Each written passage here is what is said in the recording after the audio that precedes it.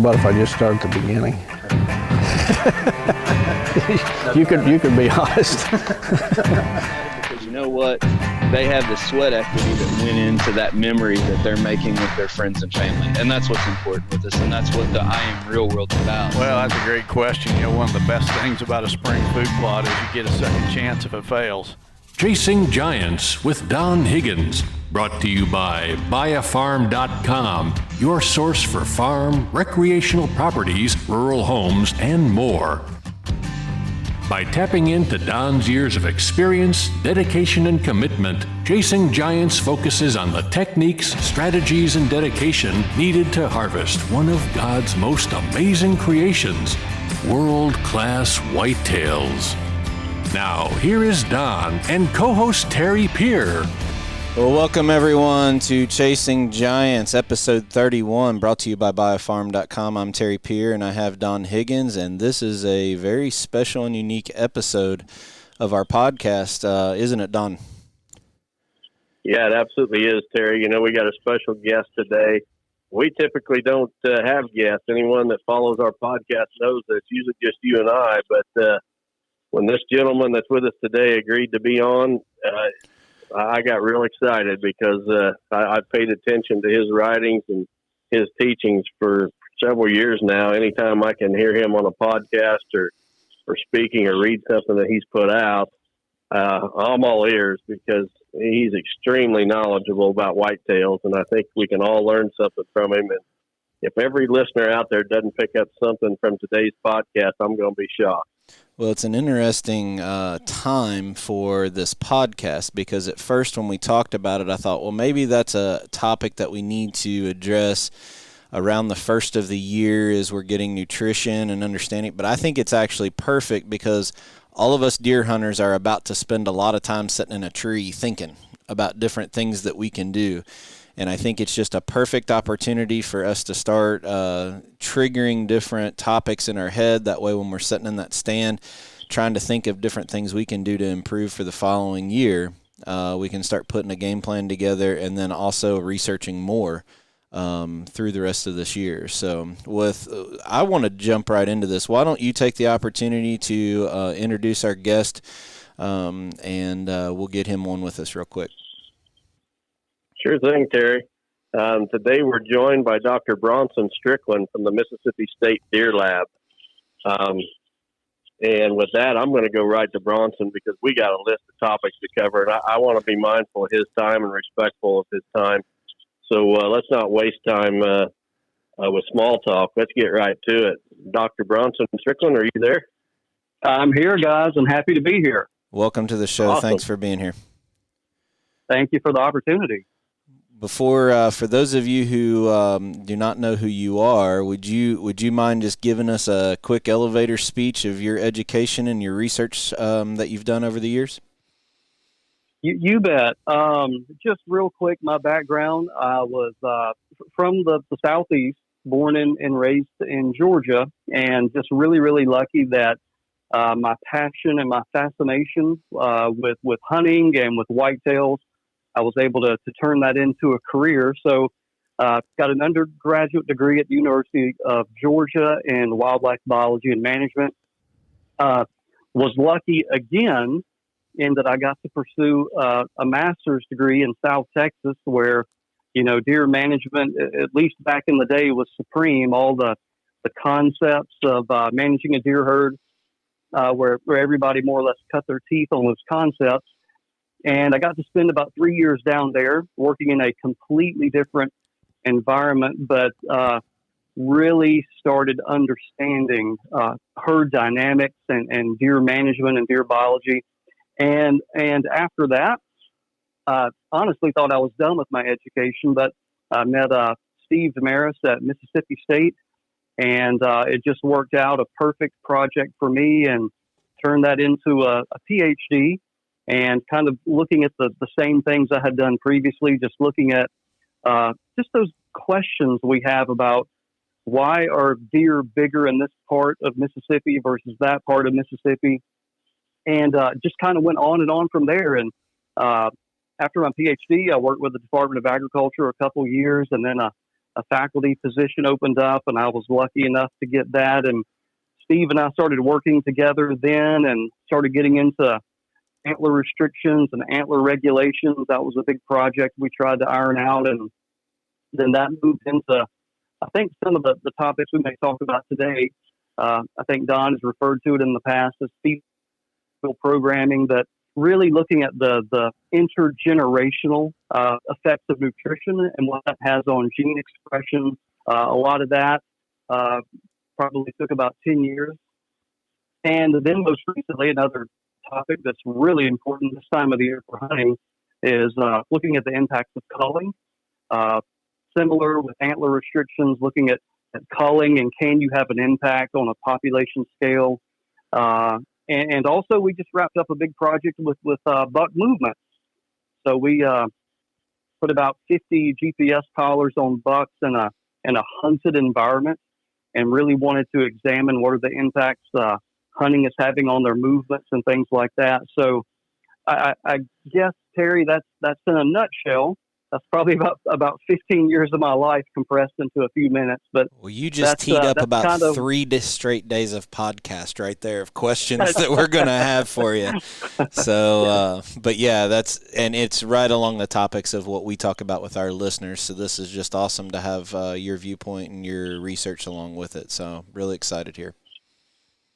Well, thank you for the opportunity. Happy to be here. Well, we might as well jump right into the first topic then, and I'll set the background just a little bit before we get into this. I personally have been a farm boy all my life, been around livestock, and I've long understood the role nutrition plays in getting an animal, whether it be livestock or wildlife, to reach its genetic potential. And Terry and I did a podcast a while back where we talked about fetal programming and the importance of the diet, of a pregnant doe, how that diet can affect that fetus basically for its entire life, and how if that fetus does not have the good nutrition from the get-go, as a fetus, it can never catch up later after birth. And a lot of my theories and thoughts on this come from the cattle industry and research that's done in the cattle industry. And so we did that podcast, and the next day after that podcast was released, one of the listeners sent me a link to a podcast where you was on, Bronson, and you was talking about some studies that you'd done there at Mississippi State, where you'd live trapped some does, and what you learned from, and those does were actually pregnant when they were live trapped, if I remember right, and those subsequent fawns were born. And I was wanting to start out with, if you could tell us about that study and what you learned as far as the importance of nutrition in regards to that pregnant doe before the fawn's even born. Yeah. Let me recap that, and I promise I'll just really go over the big picture details, because this was literally a 10-year study. And I think once you hear what all is involved, you'll understand why. But a little bit of background in Mississippi, because Don, you mentioned farm country and farm boy and all that sort of stuff. Mississippi's kind of a unique environment in that we have an agricultural region of the state that we call the Delta region that essentially looks like Illinois or Iowa. I mean, it is 90% ag in terms of soybean and corn and a little bit of cotton and stuff like that. But it's an environment in Mississippi where, at least for 7-8 months out of the year, nutrition is not limited whatsoever. Then we have other parts of the state where the landscape is dominated by forest production, particularly pine forest, plantation pine, industrial pine forest. And as a consequence, it's not that the pine trees are toxic by any means. It's just that the nature of managing a pine forest typically causes deer food to be limited. And so we see over the area or the state of Mississippi, we have these places where nutrition is unlimited and where nutrition is very limited. And as a consequence, we get very big differences in the body size and the antler size of bucks in Mississippi. Now, most people that's kind of familiar, has kind of a wildlife background, hunting background, most people can kind of see, well, it's food. But year in and year out, it would be suggested that what's going on with those, quote, good genetics over in the Delta region. We need to trap some of those Delta deer. We need to trap some of those Delta bucks, and we need to turn them loose in other regions of Mississippi so we can bring that good nutrition, those good genetics in that region. And so year after year, the state wildlife agency, our deer biologists there, the MSU Deer Lab, we're basically saying, look, everyone, nutrition is what's limited. It's not genetics. And essentially, we reached a place where someone said, well, let's do an experiment and prove that. So we agreed, and we all agreed, hey, we got to be in this for the long haul. And what we did is we set up the experiment where we went to each of those three regions, again, an agricultural region, a pine forest region, and one that's kind of in between. And we caught pregnant does, anywhere from 30 to 40 pregnant does in each of those regions.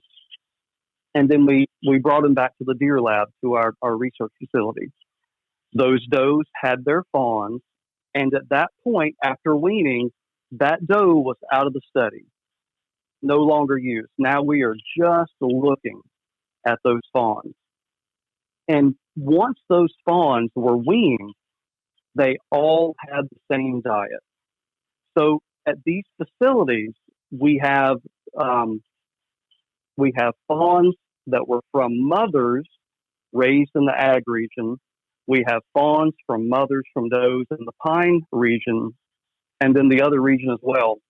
They're completely kept separate, but they are fed the identical diet.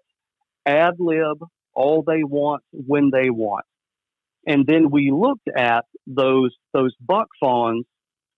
We then did measurements on them at 3 years of age. And this was really the most, I guess, eye-opening part for us. And frankly, where I was a little bit thinking I've got pie on my face, and Steve as well, we were shocked. So in the fawns, the buck fawns that grew into 3.5-year-old bucks when we measured them, they all increased in body weight about 10 pounds.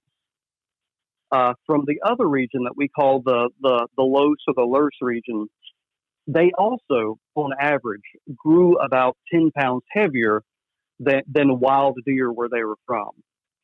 But in the region that we call the Lower Coastal Plain, the region where nutrition was most limited, where antlers were the smallest, where body sizes were the smallest, we only saw, on average, a 1 pound increase. And we were just taken back.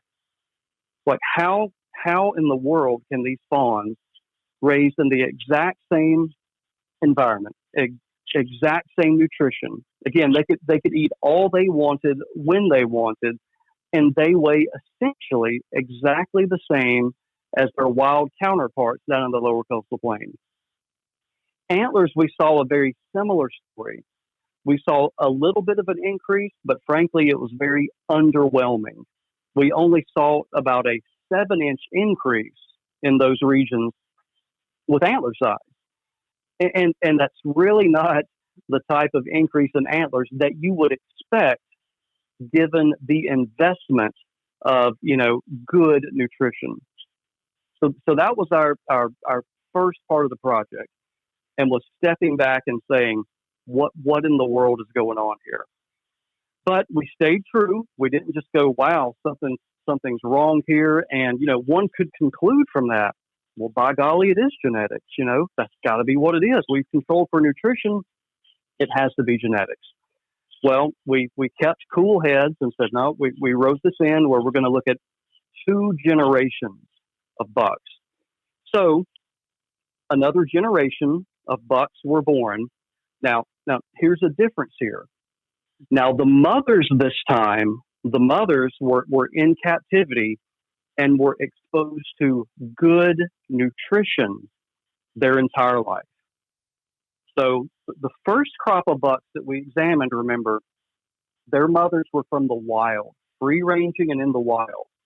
The next cohort or the next group of bucks we looked at, their mothers had unlimited good nutrition. And this is when the fireworks went off. So everything is exactly the same. We didn't switch the diet. We didn't switch any type of methodology whatsoever. But in that second generation, compared to the wild, in our Delta region, even in the Delta region, we saw an increase of 30 pounds. In our Lurs region, we saw an increase of 20 pounds. And in the lower coastal plain region, now this is a region where a 3.5-year-old buck's going to weigh about 140 pounds. We saw an average increase of 36 pounds. And then the same thing happened on the antler side of the equation. Even in the Delta, we saw a little bit of an increase. We saw a 5-inch increase on average. In the Lurs, we saw about a 10-inch increase. But in the lower coastal plain, almost a 30-inch increase compared to the wild bucks from the lower coastal plain. So within that group of bucks from the lower coastal plain, just through 2 generations now, good nutrition, we have now equaled the antler size of those little old bucks from the lower coastal plain. They now have the same size antlers as those from the agricultural region. So that was just a really, really big deal in understanding the role that the mother is playing in this equation. And we started really digging into this concept. Don, you used the term fetal programming. I've heard that as well. On the wildlife biology side, probably a catch-all term that had been used for decades had been a maternal effect. It's just, something went on with mom, and whatever good or bad happened to mom, she passed that along to her offspring. And it might be a short-term effect, or it could be a long-term effect that affects the offspring for the rest of their lives. Well, we started digging into this more and looking at this concept called epigenetics, and it just made perfect sense that is what's going on. And it is it's a really complex concept, but it is really, really cool and really fascinating because it kind of paints a different picture of what we've always thought about. When you took Biology 101 in high school, you had the genotype, which is the genes that you get from your parents, and they're fixed. Once you have your genes, you have your genes. There's no other way around it. And then we had the other side is the phenotype. The phenotype just means the expression of the genes that you have.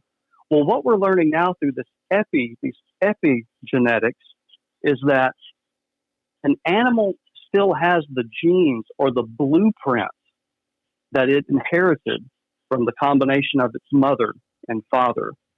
But with the epigenetics, it's certain conditions, stressors, etc., can affect the expression. It's almost like some genes are turned on and some genes are turned off.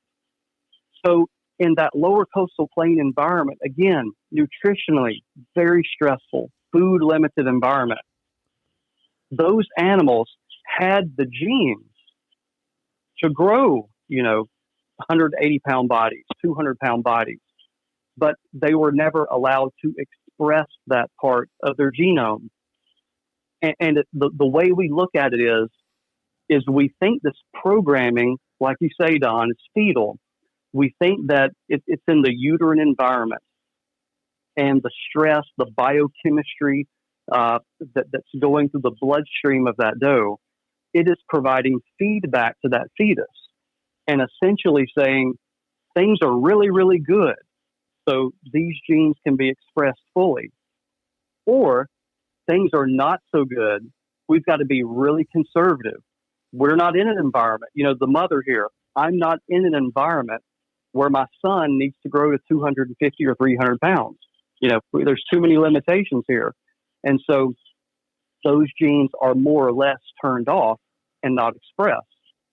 So what we found out, guys, is that the genome or the blueprint in a whitetail, there's a lot more expression that can be made. We just have to make sure that those stressors, and in this case, nutrition, is not limiting the expression of those genes. And so that was what we thought was just really groundbreaking in what we found, is that it took a long time. You're talking about a minimum of 5 years and probably closer to 10 years. And it's going to take a couple generations. And that when you're going to give a buck his best shot at expressing his genome and the genes for larger bodies and larger antlers, it starts with his mother being in really, really good physical conditions. That was the mouthful. I know I talked a lot there, so I'll give you guys a chance for some feedback. Well, I've been smiling the whole time you've been talking because a lot of what you've been saying are things that I've thought over the years. And especially, some of my consulting clients will tell you that I've been preaching to them that, nutrition starts with the doe. And you're not going to see the benefits of a good nutrition program for 5 years. Because if you started your nutrition program today, you're really setting those does up to be bred this fall, and it's going to be those resulting fetuses that will express that fetal programming, if you will, or best express their genetic potential. So the idea that you can just go out there and start feeding mineral in June, you're going to have bigger bucks in the fall, is a fallacy, if I understand you correctly. Is that right, Bronson? Yeah, I could not agree more. Don, the way I kind of explain it is there's short-term responses and long-term responses.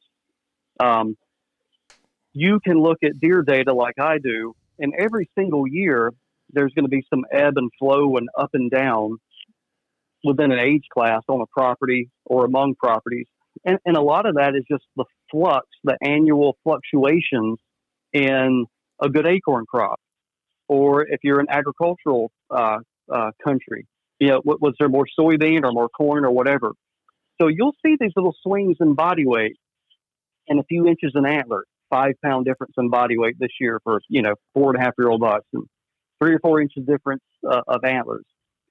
But looping back to what you said earlier, you're not going to be able to add a few food plots or something like that, and bam, there's going to be this 20-inch difference in antler size, or 20 to 30 pound difference in body weight in a year or 2 years or 3 years.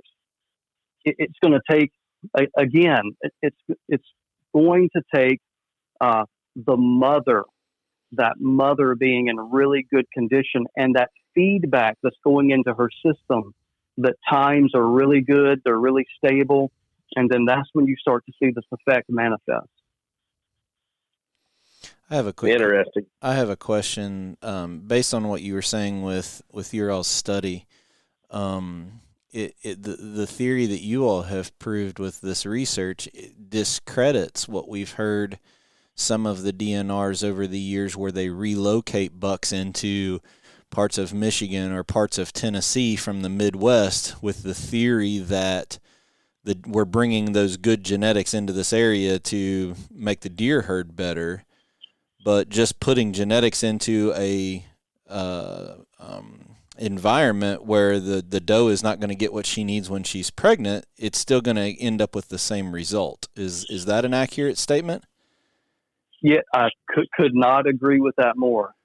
The environment ultimately is going to sculpt the phenotype so that animal can survive. You're not going to take a 350-pound Illinois buck and turn them loose in South Florida. That is not advantageous for that deer.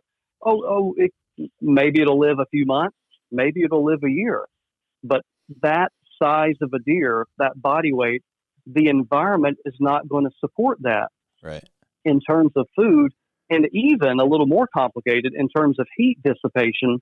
That is too big of a body for that environment. So ultimately, if you don't fix the environment where the environment would grow antlers like you want, you're not going to be able, again, in a free range, we're not talking about some penned environment, in a free range environment, you're never going to make any progress doing that. And here's what's funny about it. If you fix the environment, meaning you fix the habitat and give it a few years, you're going to see the deer there respond in such a way to negate the need for you thinking you need to turn loose some genetics in a place. Right. Because your deer are going to respond. Yeah, another thing. Go ahead. I'm sorry. Go ahead. No, I've heard of these stories where, you know, these DNRs went and they did this, but it never made a difference. And that's the reason why. You still have the same environment. Nothing with the environment ever changed. Well, we do need to give all the credit in the world to our DNRs and our state wildlife agencies for the restocking efforts that took place to get deer on the landscape. Sure. So let's think about the purpose of turning them loose. You know, in Mississippi, we had deer from Texas, Mexico, Ohio, Kentucky, North Carolina, and I've probably forgotten 5 other states. And that was really important during the time period of restocking deer in the Southeast to get white-tailed deer on the landscape. However, the environment in fill-in-the-blank county, Mississippi, is not the same as the environment from Ohio, where that buck may have come from. And so you're not going to end up with that little population going, hey, in this county, this looks like Ohio deer, and this county looks like Texas deer, because all that stuff, too, gets diluted out, the mixing of genetics, and then the environment is suppressing expression that's not going to be advantageous to that deer living a long life. Another term that I've heard hunters and land managers talk about is, and I don't know if this is just in my area, but they talk about a genetic pocket. So using Kentucky as an example, just like Mississippi, we have the western part of the state that's just like Illinois, and then you have the eastern part of the state that's just like the mountains of West Virginia. And the theory with a lot of people that I hear them talk is that it's the genetic pocket that you're in. Again, it's the environment that deer is and how much stress that mother is in while she's pregnant.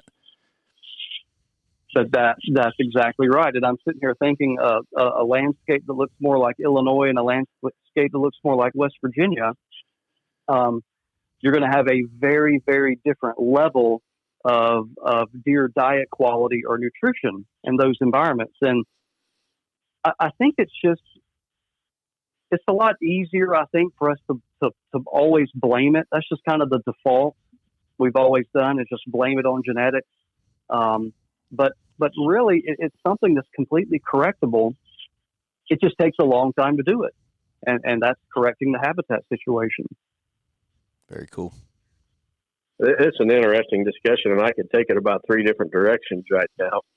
But you got me thinking about an article I wrote several years ago called Hot Pockets, and it kind of is similar to what the question Terry just asked. But I've known of situations where maybe there's an area of a square mile or 2 square miles. I mean, not a very big area, but the area always seemed to have a giant buck or 2 every single year.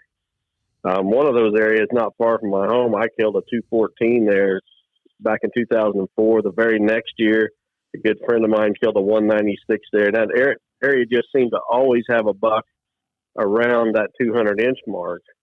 And can you explain that? That's not nutrition, because, you know, that nutrition was no different in that area than it was 2-3 miles away. Is there a situation where specific genetics are better in one location than another one, and especially a small isolated location? This is probably a very frustrating answer, and it's the one we have to use all the time. But I think that's possible, Don. That could be going on, but I don't think it's probable.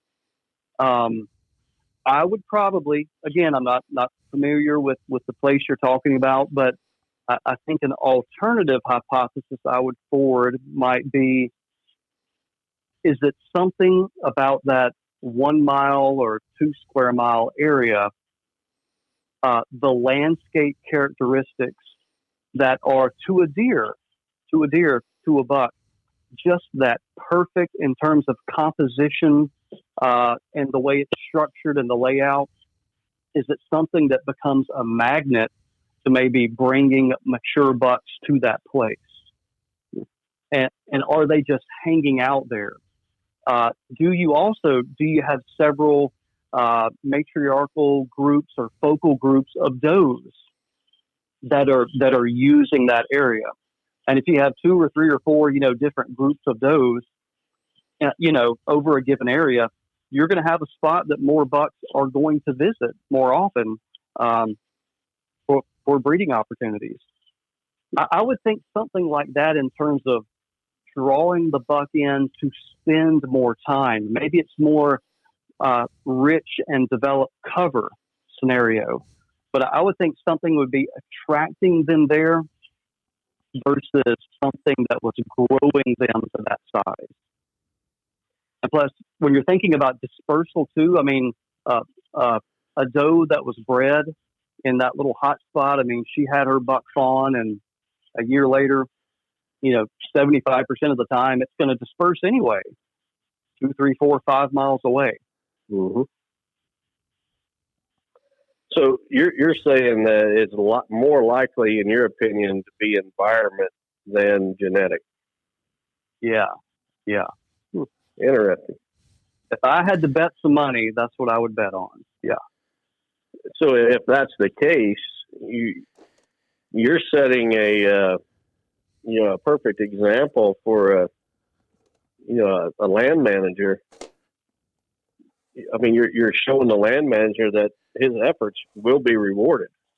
Absolutely. Over time. Well, I think it's twofold.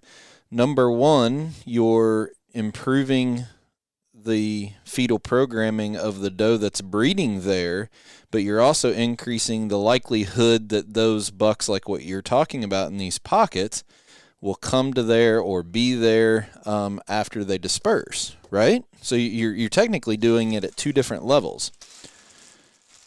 Yes, that is exactly right. Exactly right. Let me give you an example of, I was going to say worst case scenario. It's not worst case scenario, but you can kind of compare and contrast. One of the issues we have in our region, again, our ag region, we call the Delta, is that, again, for all of the growing seasons of the year, again, nutrition is unlimited. I mean, it is literally unlimited. What is limiting is when it gets to be December and January, is that you don't have cover on the landscape. So even though, and you've converted, you went from soybean and now you went to winter wheat, and again, there is still food on the landscape, you just don't have cover distributed in the right amounts over the landscape to hold a lot of deer. And so that's usually one of the first things when working in that environment, something that you can see as soon as you do some habitat treatment and given sufficient amount of time for the habitat to respond and develop some cover, you are immediately going to start holding more deer. And as a consequence, you're going to start holding more bucks and seeing more bucks. I mean, it works every time. Fascinating. Every time you talk, Bronson, I've got about 3 different directions I can take the next question. I got a request, actually, and Don's not going to like this, but can we touch just a little bit on the dispersal part? You threw out a statistic, Bronson, that 75% of the time, and we've touched on this a little bit in the podcast before. Can you just give us a little taste of what you're talking about there for the listeners that maybe haven't listened to us in the past before? What do you mean by that dispersal of that doe and that year-old buck? Yeah, sure thing. So one of the things that deer biologists learned many, many years ago, and you know, the reason for this is kind of the conventional wisdom, which may or may not be correct, but there's I guess biological support for this. Is that let's say, you know, a doe gets bred, and on the average she's going to have 2 fawns, and again, a lot of the time she's going to have a buck fawn and a doe fawn. Is that after she weans them, and the buck fawn is going to spend, you know, about a year's time with her. But before that next fall, and the term we use is maternal aggression. That's one of the reasons. But eventually, the mother, most of the time, is going to kick that buck fawn that is now turned into a yearling, going to demonstrate a lot of aggression towards it to push it away. Almost like, you know, running the teenage boy out of the house. You know, you got to get out there and make it for yourself. I can't support you anymore.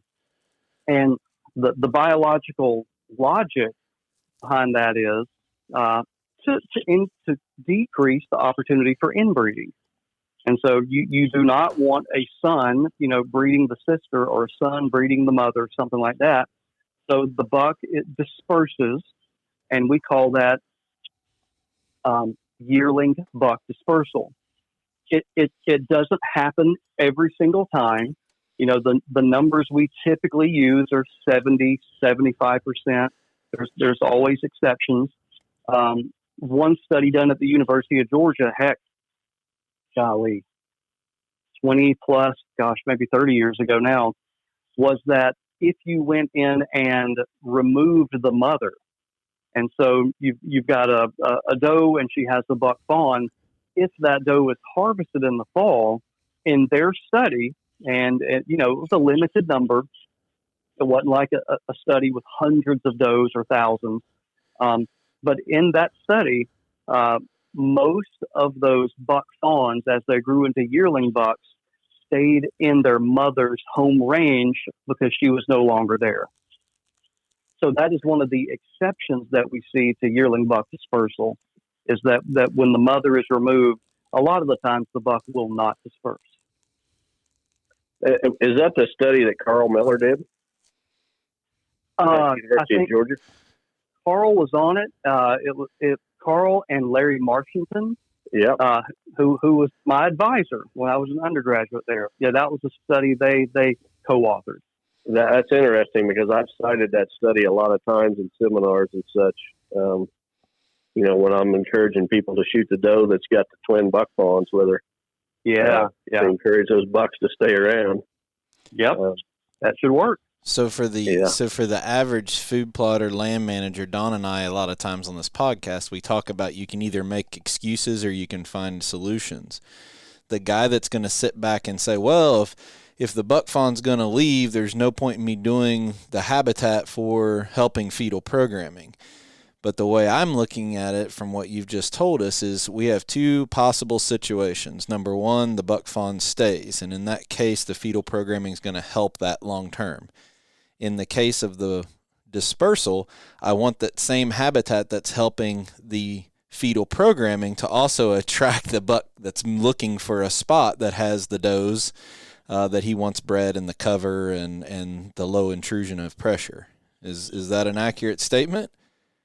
I would say that's accurate. I would even add, you know, and it's going to also attract adult bucks that are coming. You know, if you have created a good nutrition for that doe, you have also created good nutrition for a mature buck. And, you know, pre-rut and post-rut, when their mind is not consumed by breeding, especially in the post-rut, when now they're getting back to restoring their body, I mean, having good nutrition on the landscape is advantageous for the buck's survival, and it's also advantageous for a hunter. Right. While we're on the topic of nutrition, I'd like to switch gears just a little bit and talk about minerals, because I think most deer hunters, misunderstand the role that minerals can play. I think they either believe one extreme or the other, that minerals can't help because no study has ever been done to prove that they can, as a comment that I've heard a lot, or they believe that minerals are magic. You throw them out in June and come October, you're going to have giant bucks running around. In my personal opinion, and please don't feel obligated to agree with me because I'm just a student trying to learn more, but my personal opinion is that the worse the soil conditions in an area, the more impact that a good mineral nutrition program can have. Would you say that's accurate? I would say that's very logical and has merit. But I got to say the thing that you warned. Okay. It's just really difficult. That's almost the scale of a project, like with our Epigenetics project. That has got to be a really, really big picture project for a long term. And the reason I say that, there's just so much individual variation in deer, and being able to isolate one little thing and adding that one little thing to the landscape and getting the type of response, like we put 10 or 15 or 20 more inches of antlers on a deer or on a buck herd, it might be difficult because there's just so many things, Don, in my opinion, that become entangled with that. And I can kind of give you an example, like what you mentioned with a good soil region. Here's what's difficult for us to disentangle from a study perspective is we have our ag region. Our ag region has really, really good soils.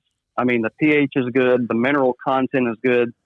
And one particular study I was doing, I was looking specifically at calcium, I was looking specifically at phosphorus. But heck, in that soil region, everything's there. It was difficult to parse apart. Is it the phosphorus? Is it the calcium? Is it the crude protein? Is it the organic? Because it's all good. And to make things even more difficult scientifically to tease it apart, because those soil conditions are so good, it has affected the landscape use, meaning because those soils are so good, that's why we have agriculture there. And if you flip the coin, when you go to the other part of the state, the soil is very sandy, the soil is very droughty, the mineral content is a lot lower, and as a consequence, the most popular land use in that region is to grow forests, to grow pine timber. And as a consequence of that, you don't have any deer food. So it's really hard to parse apart, what exactly is the most sensitive element, in terms of cause and effect and that type of scenario. But Don, it makes perfect sense. If minerals are limited on the landscape, then you would think the addition of minerals is going to have a positive impact on deer. Right. But there just has not been a lot of good studies that can really just isolate it and go, this is exactly the reason. Because in a lot of those cases, it might be, let me give you an example of in South Texas. One of the studies where I was lucky enough to collaborate with them on one of those big culling projects, they had a part of the ranch where they did kind of a really good control side by side.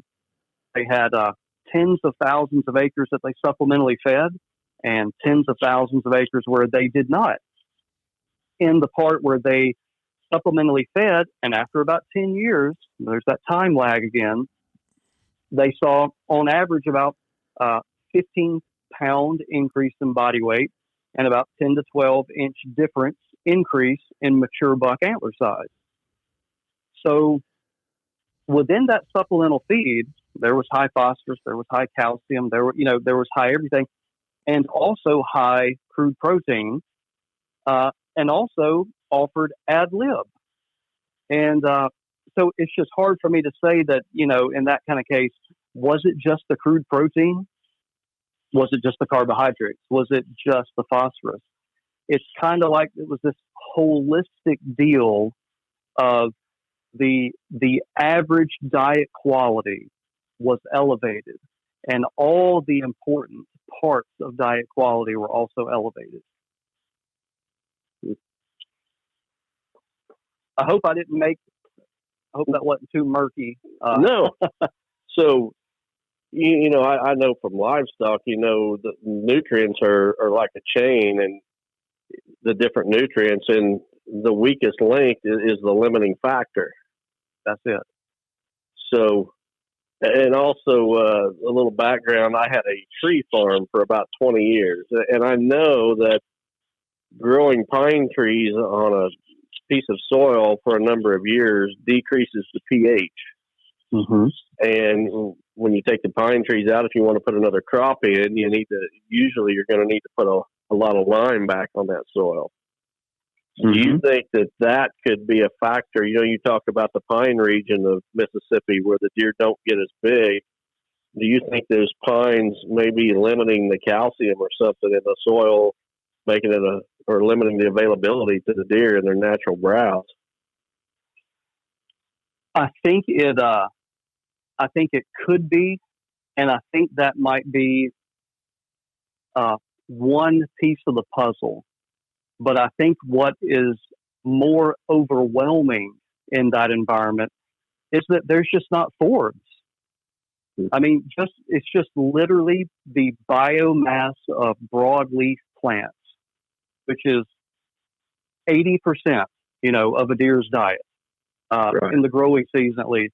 They eat broadleaf plants, and they want a diversity of broadleaf plants. And in those environments, it's just really, really limited.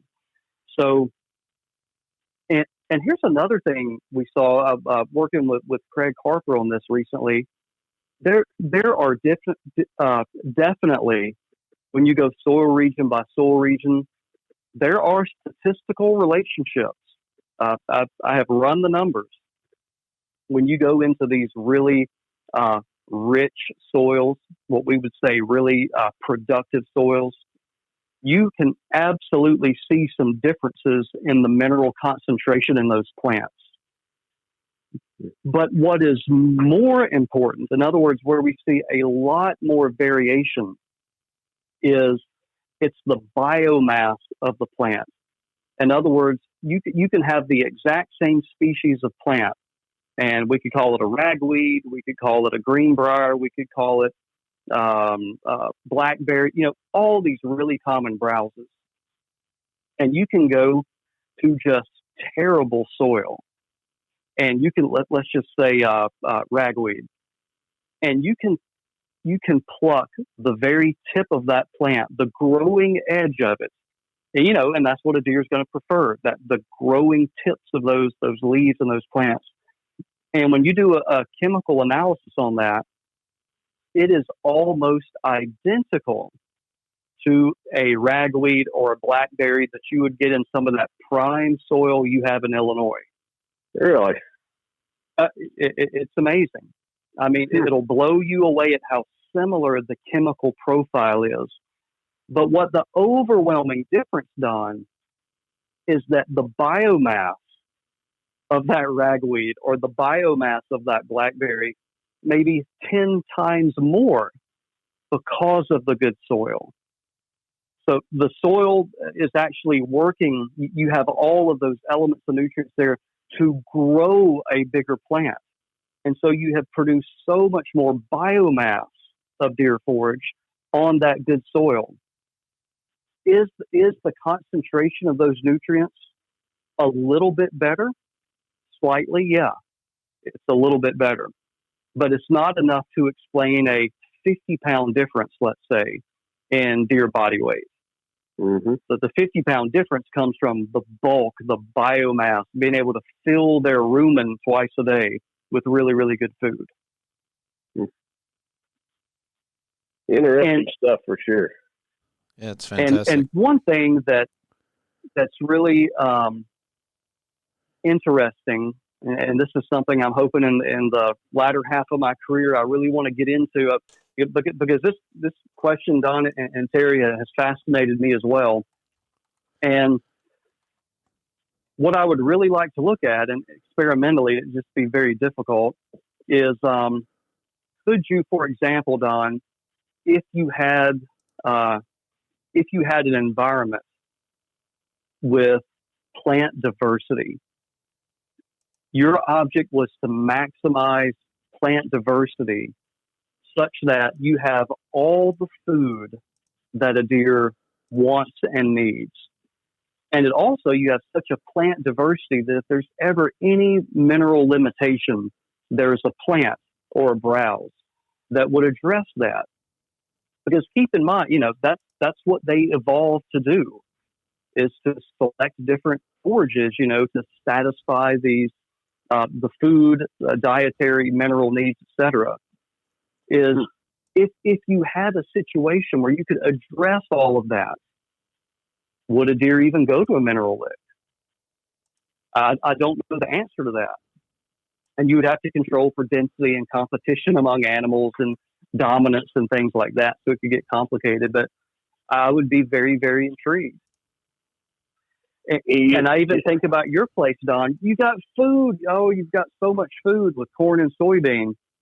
But maybe, like in terms of minerals, maybe there's not as much plant diversity in an agricultural landscape, where there may be some plants a deer would want to get some of these minerals, but they're not available on the landscape.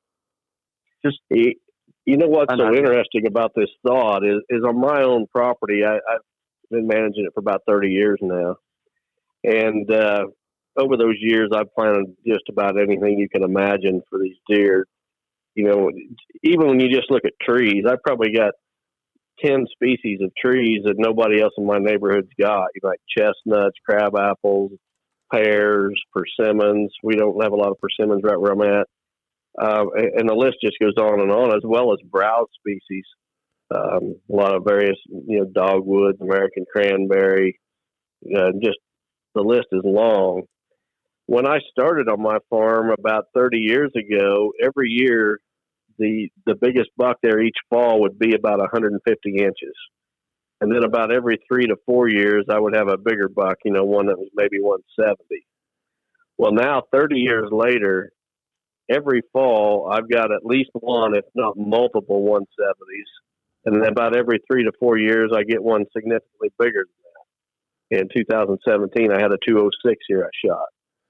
It just goes right along with the thought you just shared, Bronson, that diversity of food that I've got on my place, I guarantee you there's nowhere else within 20-mile radius that can compare. And over the 30 years, I've seen the size of the largest bucks on my place increase by 20 inches. So I think what you did was you addressed what you said a moment ago, the weakest link, the limiting factor, the lowest hole in the bucket, all those different metaphors. But I think you may have had some nutrient, mineral, or some interaction thereof may have been limited on that landscape. And you cultivating more diverse plant community, it may be offering that. So I could believe that. Well, I can tell you it wasn't by design; it was by accident. But however it happened, take the credit for it, Don. Yeah, take the credit. Well, it goes back to a lot of what Bronson said in the beginning. You're creating a different habitat for those does that year after year after year after year, you're able to take advantage of the genetic potential of that animal. Mm-hmm. And it's unfortunately, people in the hunting industry, meaning consumers, want the quick fix. They want to go buy a gadget or a gimmick that's going to say, I'm going to turn a 150 into a 180 in just 1 year because I use this secret sauce on a stump. And it's just not that. It's not going to happen. I could not agree more. I say it all the time. So, what you're saying is you did this as project after project after project. Not many people Bronson, Don, and I's circle is fairly small. There's not a lot of people that see how much he works at this property year after year after year, day after day. So it's a matter of a long-term project that's turned it into what it is now. So it feeds right back to what you were saying at the very beginning. It almost is like I created my own hot pocket that I described earlier in the magazine article that I wrote. Yeah. When you said that, I'm like, what do you think your farm is? No. Well, when I wrote that article a few years ago, I was thinking of a couple of other locations where there's just always a giant buck. But I always thought it was genetics in that area. And, you know, I mean, I've just learned a lot from this podcast. It's not the genetics, it's the environment. Yeah. And we did the scenario's a little bit different, but let me run through that real quick. As yet another one of these instances where a particular stakeholder was making a lot of noise about we need to be trapping deer from this region and turn them loose. You know, even despite the work we had done, showing them what we found. You know, once people get an idea in their head, they still think it's genetics. We then even got with a geneticist, a livestock geneticist, working with them with those type of animal models, and developed a simulation. Like, okay, let's just say that we had to do this. We had to sink a bunch of resources into taking a bunch of, you know, quote, breeder bucks or large antlered bucks and turning them loose. And I'm sorry, I'd have to dig up the paper to look at the number of what it was. It was absolutely overwhelming and completely unattainable, both logistically and financially, of what it would take. It was like at the county scale, it was going to take year after year of turning hundreds, if not thousands, of large antlered bucks loose to have any meaningful impact on population scale genetics.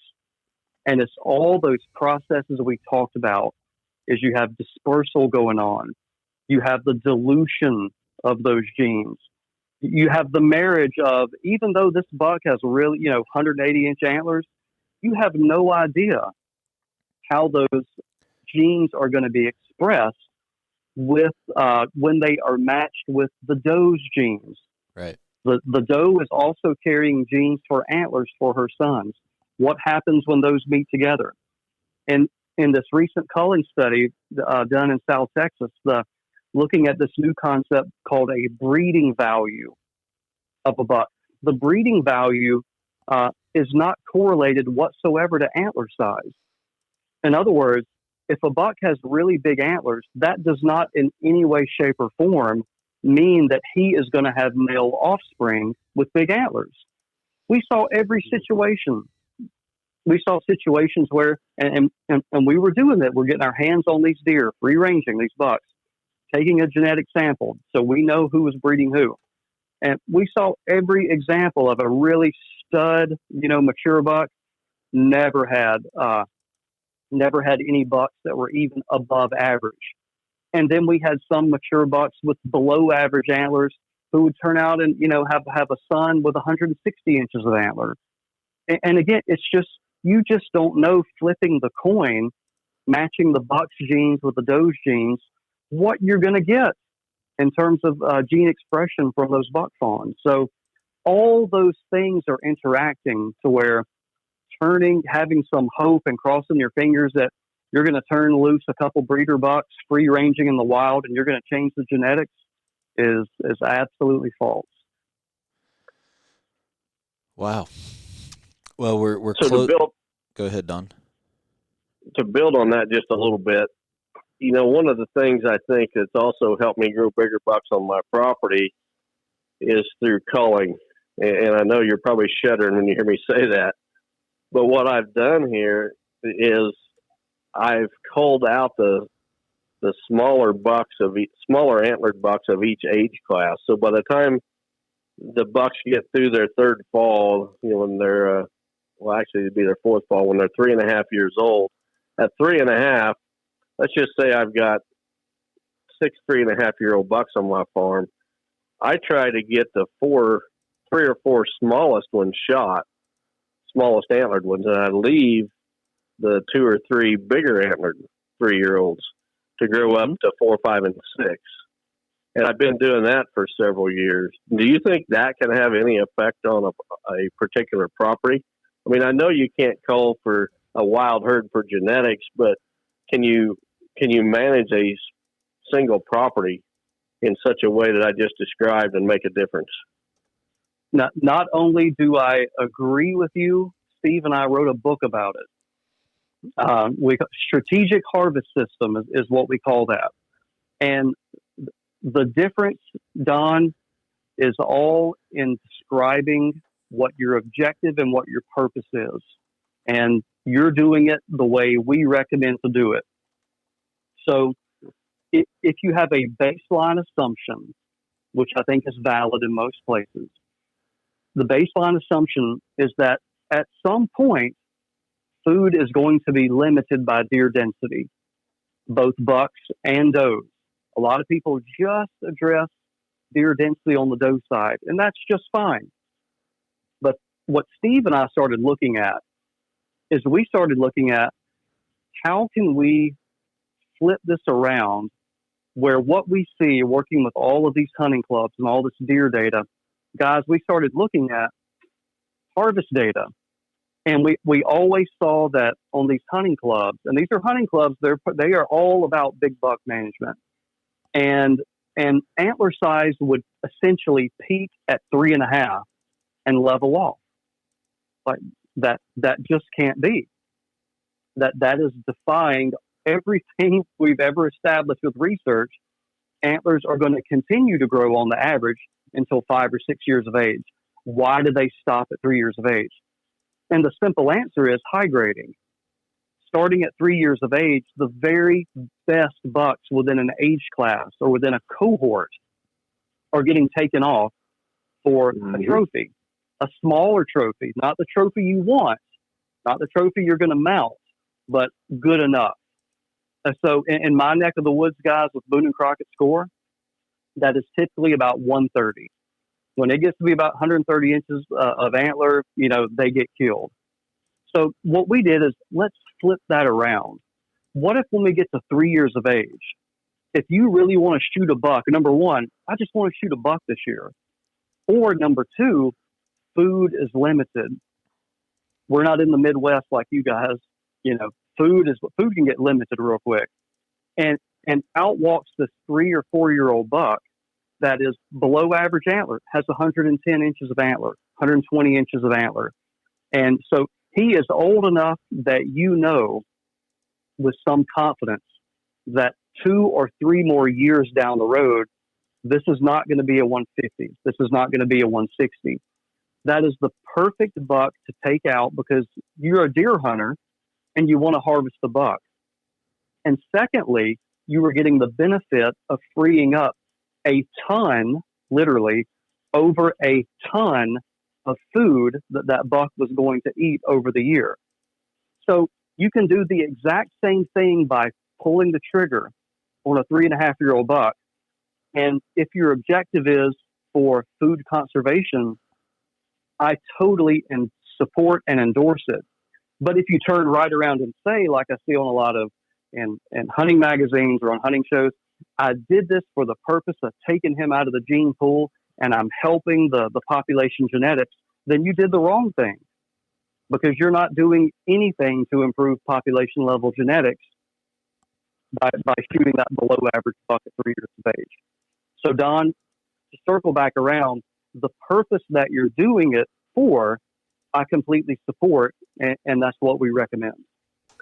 And I had no idea you wrote a book on the topic, and I'd never seen anything written about the topic. But what was the name of that book again? Because I'm going to have it ordered before I go to bed. Strategic Harvest System: How to Break Through the Buck Management Glass Ceilings. It's available on Amazon. If there's another place that you would rather them purchase them for him, Bronson, please let us know. But while you guys were talking, I'm sitting here Googling it.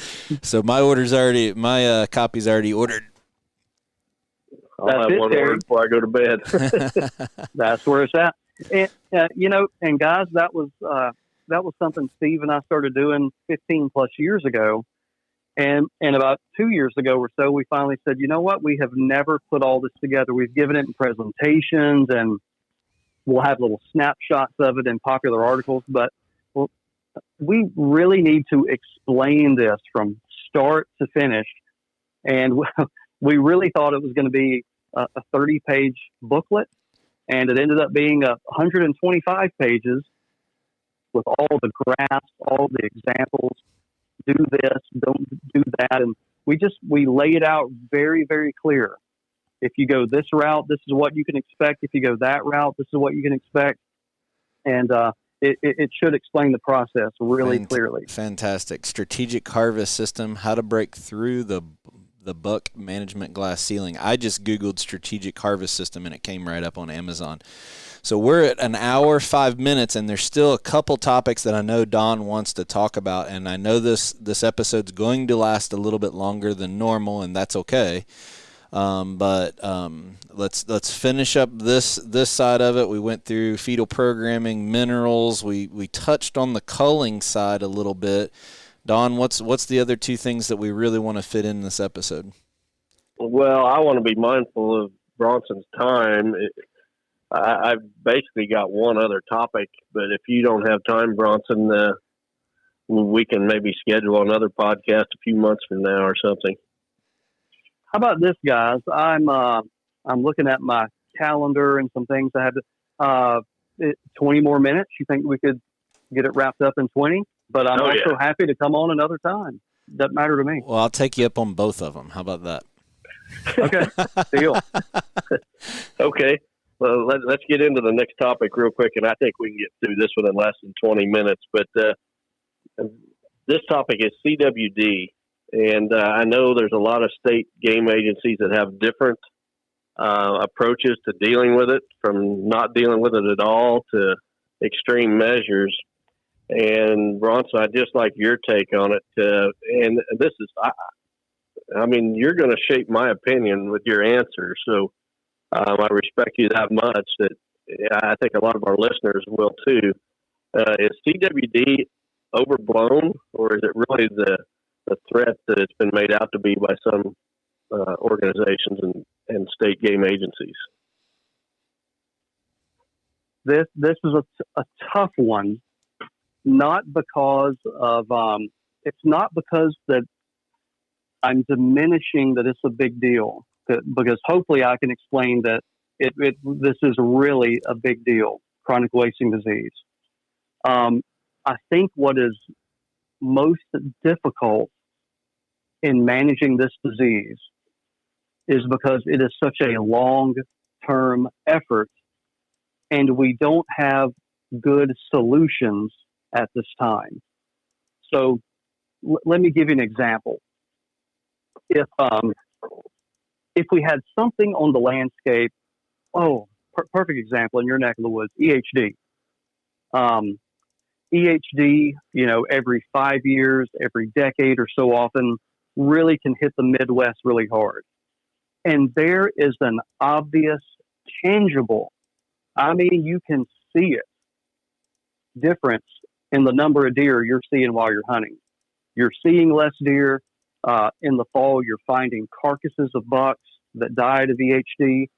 And you get a sense really quick, this is real, and this is really affecting the deer herd. Contrast that with something that works really, really slowly. And instead of on the scale of a year for EHD, it takes a decade for chronic wasting disease. That is probably, to me, the biggest thing is that, okay, Mississippi, we were lucky enough to be state number 24, I believe. We have CWD in the state, but it really hasn't been, geographically, it hasn't spread, hasn't been here long enough to where people are seeing a difference in the number of deer on the landscape. However, when you look at some of these data from places where CWD has been established for 30 years or longer, they have definitively shown that the deer density is lower and it is decreasing. I mean, every couple of years it is stepping down and stepping down and stepping down. And the one thing that I think people misunderstand about chronic wasting disease, because, and I listen to a lot of these podcasts of hunters talking about it, and they're angry about it, and I understand. They're passionate about deer just like I am, is that you'll hear this remark, guys, all the time. Well, hunters kill more deer every year than CWD. Vehicles kill more deer than CWD. Predators kill more deer every year than CWD. And at this point in time, that's probably true. But what these studies are showing, and the data are very, very clear. Once a deer gets CWD, it is terminal. It is 100% terminal. However, a deer is either going to die with CWD, and if it lives long enough, it's going to die from CWD. And I think that's where a lot of the misinterpretation comes about, is that, let me give you some examples from 2 different states, 2 different studies, big, lots of samples, is that you go out and you live capture all these deer. You determine if they have CWD or not. 1 year later, there is a distinct difference in the survival of those deer. The deer, whether it be buck or doe, I'll just kind of use some averages. The bucks and does that did not have CWD, about 70 to 80% of them are alive 1 year later. The bucks and does that had CWD, only about 30 to 40% of them are alive 1 year later. Now, you may look at that and say, well, did CWD kill all of those? No. CWD hadn't killed them yet. But when they have CWD, it facilitates or accelerates mortality from other sources. So when you have a neurological disease, when something is affecting your brain, you are going to get hit by a car more often. You are going to get caught by a coyote more often. You're going to expose yourself to a hunter more often. And so when they collect those samples and they find that, we got a lot of these CWD in the harvest. We got a lot of these roadkills are CWD positive. And people are thinking, well, CWD didn't kill them. The car killed them. But CWD accelerated their death. It facilitated the death. So, pardon me, I do tend to get a little bit long-winded. But I think that's kind of the big picture. People are frustrated. We don't have the best solutions. The best solution right now is to minimize the spread. And the best solution for minimizing spread is reducing the deer density. And I'm not saying 10 years from now that's still going to be the solution. There may be a better solution. But right now, guys, that's really all we know how to do. We're just afraid to just step back and say, let nature take its course. So you're going to be like at the epicenter of Wisconsin, where I think their most recent survey over the epicenter county, I can't remember the name of it, over 50% of their yearling and older bucks have CWD, which means 50% of them are not going to be able to live to maturity. I mean, if you catch a 2.5-year-old buck and it has CWD, that buck is not seeing 5 years of age. 3.5-year-old buck is not going to see 6 years of age. He may make it a year, may make it 18 months. That's it.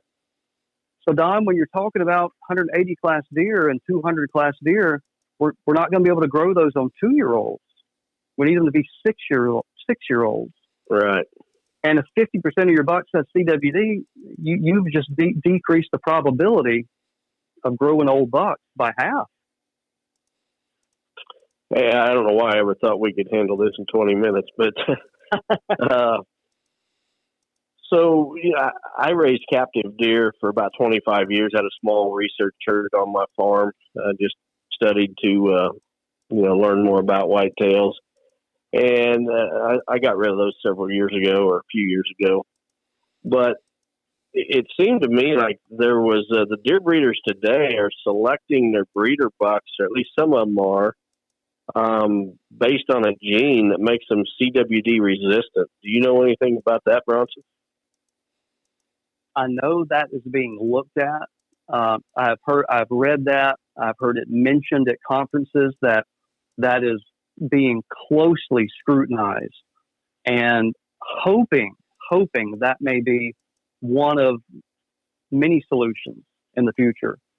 Mm-hmm. And Donna, I may be wrong. I'm always willing to say I missed it. I got that wrong. But to my knowledge, I don't think that has been proven at this point. I think it's just you've got a lot of people, scientists, as well as within the deer breeding industry, are looking for that. Uh-huh. Well, if there's any, validity to that, you would think that these culling efforts, wouldn't you be better off to let Mother Nature take its course and, survival of the fittest, the deer that have that gene live to breed and reproduce and replenish the herd. And again, I've got opinions, but they're basically based on very limited knowledge. So I'm hoping that you can open my eyes as well as our listeners' eyes about CWD and the threat it is. Don, I think it would depend. What you're mentioning there is more or less let natural selection happen. And those animals that have, if there turns out to be a particular mutation gene, et cetera, that protects the deer, let natural selection happen. And the ones that have that advantageous mutation, they're going to live and repopulate. But at this point, we just don't know, number one, if it exists. And then number two, what proportion of the population may have it. I would hate for only one deer in your county, to have that mutation. Yeah. You would more or less have complete extirpation. And what if only 1% of the whitetails in the range of whitetail deer have it? I mean, Don, we're starting over, buddy. I mean, we're going back to the restocking days where deer were absent on the landscape, and look how long that took to recover. So I'm hoping something like that is a tool in the toolbox that can be used in certain situations, but I wouldn't bet all of my poker chips on it right now. Okay. Well, but I think enough. Within the livestock, if I'm getting this wrong and I miss the mark, you can call me out. But I think that's essentially within sheep and scrapie. I think they ended up with a genetic solution for that. I believe so, yes. But sheep is one species I never dealt with, so yeah, I'm not an expert on that by any means, or even at all versed in it. But well, Bronson, we've kept you longer than we probably should have. We certainly appreciate you coming on Chasing Giants today and sharing your knowledge. Look forward to sharing it with our listeners here in the next few days, and hopefully getting you back on sometime in the future. Yeah, I think that's hey, buddy. I think that's a we'll great idea, because I know that this is also going to spear a lot of questions from our listeners. And Bronson, one of the things we do a little bit different on this podcast is we take listener-submitted questions every week. So for our listeners out there, if this is speared on additional questions, go ahead and submit those questions, and Dawn and I will kind of file them into another folder. And then when we have Bronson back on, maybe we can address some of those questions with our listeners. So we talked a little bit about the book that you have out. If people want to read more about your work, Bronson, where can they go and study more of what your research is, or connect with you? The best places to start is go to our website. Steve and I put a lot of time and energy into making it one of the most informative websites in terms of explaining ecology and management of whitetail deer. And it's just simply msudeerlab.com. If you just Google MSU Deer Lab, it should pop up near the top. Start there, and then our email addresses and so forth are all there. And the other, much like what you guys are doing now, Steve and I also have a podcast called Deer University. And you can find it everywhere you find, podcasts like normal. Deer University Podcast. And we have episodes with Steve and I talking about the exact type of information. So if your listeners like hearing about the deer biology topics and the latest in research, if you go to the Deer University Podcast and subscribe to that, you'll have everything that we learn. We pump it through that. And the last thing, thank you for this opportunity. I'd like to announce that, fingers crossed, within the month of October, it might be towards the end, but we are expanding the concept of the Deer University podcast, and we are expanding it to other specialists within the wildlife management field that are university professors like me, and they are going to address similar topics, but not related to deer. So we're going to have one called Habitat University. We're going to have one called Fire University that's going to be everything you could possibly imagine about prescribed fire and the benefits of it on the landscape and the wildlife response to it. We're going to have one if you manage for fish ponds. I think we're going to call it Fish University. And we are working to hopefully have a timber management university and also one about soil and water conservation. So we are building on this Deer University concept, but we are going to expand it out so that people that might be more interested in turkey hunting or habitat management or fish pond management, they can get the same type of information. So when we get that launched, again, hopefully in 4 to 5 weeks, I'll announce that on the Deer University podcast and tell them how to tune in. That sounds fantastic. That's awesome. Sounds like you're a busy man. Too busy. Yeah. Busy. Well, you just got to take a time out during hunting season. I am going to do. I'm ready. 2020, man, it has dealt us some blows, but I am ready to get in the woods. All right. Well, on behalf of Don Higgins, I'm Terry Peer. We want to thank you for joining in episode 31. Before Don takes us out, I will post all of the links to what Bronson said for his website and podcast in the comments. Please go out and follow and subscribe to his podcast. Leave a review. Same as us. The more comments and reviews that you leave, the easier it is for people searching for this kind of stuff to find it. So, Don, why don't you take us out by thanking our sponsors? And again, Bronson, thank you for your time. Thank you, gentlemen. And we want to thank our sponsors, biofarm.com, Real World Wildlife Products, Lone Wolf Tree Stands, Vortex Optics, 360 Hunting Blind, Matthews Archery. Thanks for tuning in, everyone.